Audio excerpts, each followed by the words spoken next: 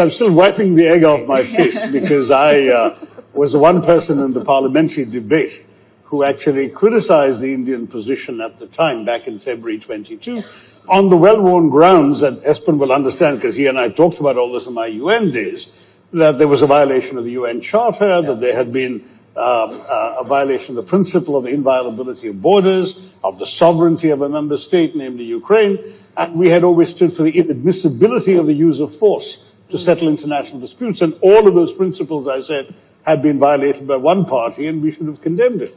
Well, a couple of years later, 3 years later, it does look like I'm the one with egg on my face, because clearly the policy has meant that India has actually a prime minister who can hug both the president of Ukraine and the president of Moscow 2 weeks apart and be accepted in both places. And therefore, India is in a position where it can make a difference to a lasting peace, if it was so required, in ways that very few countries would be able to.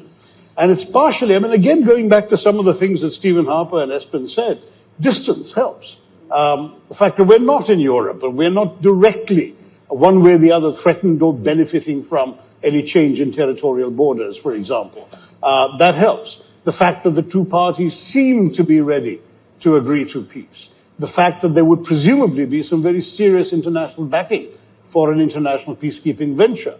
All of those things have to be borne in mind before you answer the question that you just asked, Yella. As an Indian government a person making such a decision, those considerations would really have to be uppermost before they say yes or no. But I can see it entirely possible that in these circumstances, India would say yes. Remember, India's got 250,000 peacekeepers in its history around the world. Yeah.